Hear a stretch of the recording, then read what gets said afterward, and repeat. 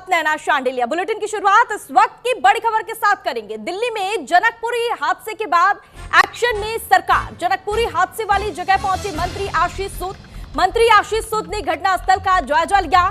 PWD, Delhi जल board के अफसर भी इस दौरान मौजूद रहे। राजस्व विभाग और एमसीडी के अधिकारी भी मौके पर मौजूद रहे। बड़ी और अहम जानकारी इस वक्त की। मंत्री आशीष सूद ने घटनास्थल का जायजा लिया और इस दौरान आशीष सूद के साथ कई पीडब्ल्यूडी और दिल्ली जल बोर्ड के अफसर और अधिकारी भी वहां पर मौजूद रहे। आपको बता दें, दिल्ली एनसीआर की सड़कों पर खुले गड्ढे लगातार लोगों की जान ले रहे हैं। आपको बता दें कि कुछ ही दिन पहले ग्रेटर नोएडा में युवराज मेहता की मौत हुई थी गड्ढे की वजह से ही, और अब जनकपुरी में कमल की जान चली गई। दोनों घटनाएं सिस्टम की लापरवाही और सुरक्षा मानकों की अनदेखी को उजागर करती है। तो सवाल ये है कि आखिर ये कब तक चलता रहेगा और विकास के नाम पर खोदे गए गड्ढे आम नागरिकों की जान पर भारी कब तक पड़ते रहेंगे। इसको लेकर लगातार लोग आवाज उठा रहे हैं, लेकिन सिस्टम की नाकामयाबी के आगे कुछ भी नहीं चल रहा है। और इस दौरान राजस्व विभाग और एमसीडी के अधिकारी मौके पर पहुंचे। मंत्री आशीष सूद ने घटनास्थल का जायजा लिया, लोगों से उन्होंने बातचीत की। लेकिन अब देखना होगा कि इस मामले को लेकर सिस्टम की ये जो लापरवाही है, इसको लेकर सरकार और प्रशासन की नींद कब खुलती है।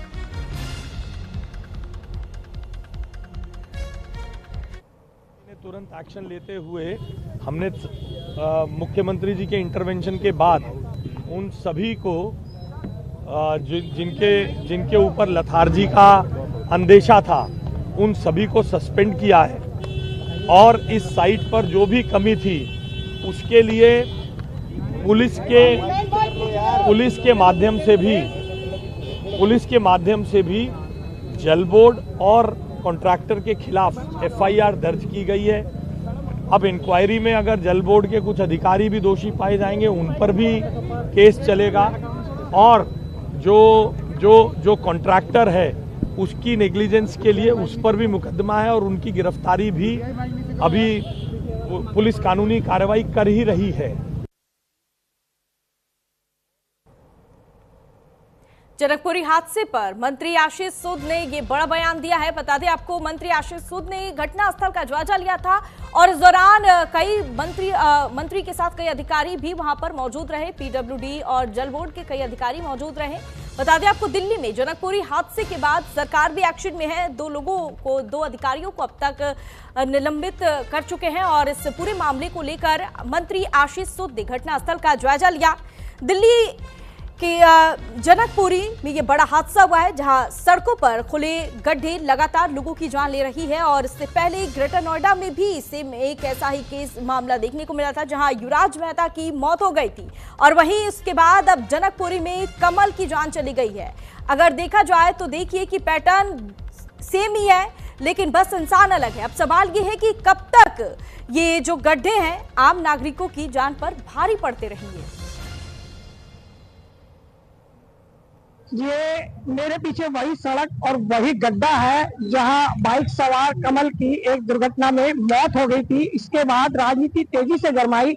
आम आदमी पार्टी, कांग्रेस और भाजपा आरोप प्रत्यारोप का दौर चला और इसी बीच दिल्ली सरकार के मंत्री आशीष सूद, जो यहाँ के स्थानीय विधायक भी हैं, आज मौके पर पहुंचे और पहुंचकर उन्होंने पीडब्ल्यूडी, जल बोर्ड और तमाम विभागों के आला अधिकारियों के साथ इस पूरे इलाके का दौरा किया और तमाम जगह जहां काम चल रहे हैं, जहां दिल्ली जल बोर्ड के या अन्य डिपार्टमेंट के गड्ढे खुदे हुए हैं, वहां पहुंचे और वहां की सुरक्षा समीक्षा की। और साथ में उन्होंने यह भी कहा कि कार्रवाई तो हम कर ही रहे हैं, भविष्य में और भी कड़ी कार्रवाई देखने को मिल सकती है, क्योंकि इस मामले में अब दिल्ली पुलिस तमाम सीसीटीवी फुटेज खंगाल रही है और ये तय कर रही है कि आखिर दोषी कौन था। मैं आपको बता दूं कि अभी हमने यहाँ पर जब दौरा किया तो देखा कि जहाँ ग्रीन पर्दे नहीं लगे थे, जो एहतियातन किसी भी निर्माण या कार्यस्थल पर लगाए जाते हैं, वो लगा दिए गए हैं। और वहाँ एक सुरक्षा बोर्ड भी लगाए गए कि रास्ता बंद है। लेकिन लोगों का यही कहना है, लोगों का यही आरोप है कि आखिर हादसों के बाद ही क्यों सुरक्षा व्यवस्था कड़ी की जाती है। हादसों के बाद ऐसा समझ क्यों नहीं लिया जाता कि भविष्य में कोई हादसा फिर से न हो। मैं गुलशन चाची, न्यूज इंडिया, दिल्ली।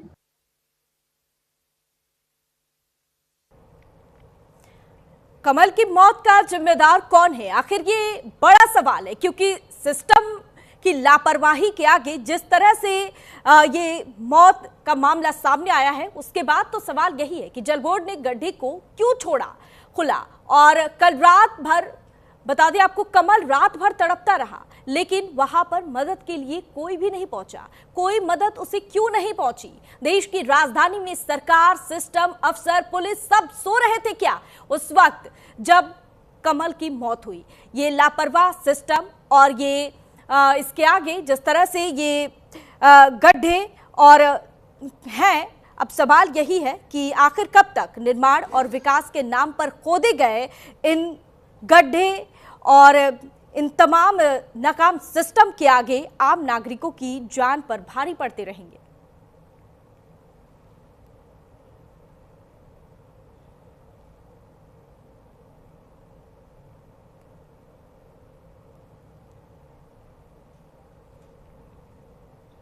सड़कों पर अब सफर सिर्फ घर तक नहीं पहुंचा रही है, आपको बता दें, बल्कि लोगों के लिए ये मौत का रास्ता भी दिखा रही है। जी हां, क्योंकि बीते कुछ ही दिन पहले ग्रेटर नोएडा में 27 वर्षीय सॉफ्टवेयर इंजीनियर युवराज मेहता की मौत का दर्द अभी लोगों के दिलों से उतरा भी नहीं था कि दिल्ली के जनकपुरी में कमल नाम के युवक की जिंदगी खुले गड्ढे में समा गई। और ये आप जो गड्ढा देख रहे हैं, ये मौत का गड्ढा है। और यह सिर्फ हादसा नहीं लगता, यह प्रशासनिक लापरवाही का सिलसिला है और यह सिस्टम की विफलता का सबसे बड़ा उदाहरण आप टीवी स्क्रीन पर देख रहे हैं। ये गड्ढे जब तक नहीं भरेंगे, सिस्टम के आगे ऐसे ही जान लोग देते रहेंगे।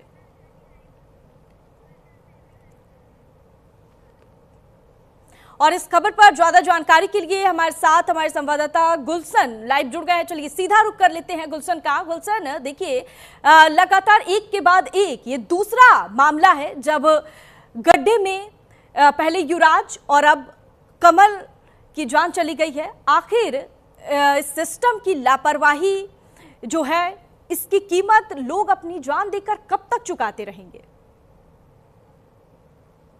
बहुत अहम सवाल आपने उठाया है नैना। जिस तरह का हादसा नोएडा में हुआ और इंजीनियर युवराज की मौत हुई दर्दनाक, उसके बाद जिस तरह से प्रशासनिक हलचल हुई, उसको देखकर लग रहा था कि बिल्कुल जो सरकारें हैं अब इससे सबक लेंगी और भविष्य में इस तरह की घटनाओं की पुनरावृत्ति ना हो सके, इस पर लगाम कसी जाएगी। लेकिन अभी उसके जख्म भरे भी नहीं थे। उससे पहले दिल्ली में एक 25 साल के नौजवान को बीती रात, जो 2 दिन पहले ही सड़क से गुजर रहा था, उसको गड्ढे में गिरकर उसकी जान चली गई। एक इतना बड़ा गड्ढा, जिसकी हम बात करें तो 25 से 30 फीट चौड़ा गड्ढा है और इतना ही ऊंचा गड्ढा है। इतना बड़ा गड्ढा बीचों बीच सड़क के खोद दिया जाता है और सुरक्षा व्यवस्था के नाम पर वो कोई भी वहाँ ना तो साइन बोर्ड है, ना बैरिकेड है, ना ही किसी तरह का इंडिकेशन है, ना लाइट है। तो वो तमाम चीजें सवाल खड़े करती है कि आखिर इतना बड़ा गड्ढा किसकी सुरक्षा और किसके भरोसे छोड़ दिया गया, जो अपने आप में एक बड़ा सवाल खड़ा करता है। और जिसकी चलते देखिए लापरवाही हुई, ये समझ में आता है, लेकिन वो लापरवाही इतनी भारी पड़ गई कि एक नौजवान की जान चली गई। अब सवालों के जवाब तो देने ही होंगे सरकार को कि आखिर कौन था इसका जिम्मेदार। हालांकि पुलिस ने कल 3 कॉन्ट्रैक्टर के खिलाफ मामला दर्ज किया है और एफआईआर करके जो इस रोड से जुड़े हुए सीसीटीवी फुटेज थे उनको खंगालने का काम किया जा रहा है, क्योंकि अभी 48 घंटे पूरे नहीं हुए। तो ऐसे में पुलिस अभी कुछ कहने से, जल्दबाजी से किसी निष्कर्ष पर पहुंचने में अभी पुलिस थोड़ा सा अभी रुक रही है। और जैसे ही तमाम वो रिपोर्ट्स क्लियर होंगी तब दूध का दूध और पानी का पानी होगा। लेकिन फिलहाल जो दिल्ली वालों को हैरान कर रहा है और सड़क पर चलने में एक डर पैदा कर रहा है कि आखिर हम सड़क से गुजर तो रहे हैं, लेकिन हम सुरक्षित घर पहुंचेंगे या नहीं पहुंचेंगे, ये सवाल और लोगों के मन में डर जरूर है। जी जरूर है। जिस तरह आपने जिक्र किया कि लोग रास्ते से गुजर तो रहे हैं, लेकिन अब लोगों के अंदर ये डर है कि ये जिस रास्ते से हम गुजर रहे हैं, ये रास्ता हमें घर तक पहुंचाएगा या फिर मौत तक। क्योंकि बड़ा सवाल है, ये दिख रहा है कि पहले नोएडा में युवराज की मौत और उसके बाद जनकपुरी में पैटर्न सेम है, सिर्फ युवक का नाम बदला है, पहले युवराज और अब कमल। लेकिन ये सिस्टम, जिस तरह से सिस्टम की ये लापरवाही है, जिस तरह से सिस्टम की ये नाकामी है, इसके जिम्मेदार आखिर कौन है और जवाबदेही कौन तय करेगा? देखिए, बिल्कुल निश्चित रूप से जवाबदेही भी तय करनी होगी और दोषी को भी पकड़ना होगा, क्योंकि इस पर लिपापोती अब नहीं की जा सकती, क्योंकि तमाम राजनीतिक दल अब इस पर मुखर हो चुके हैं।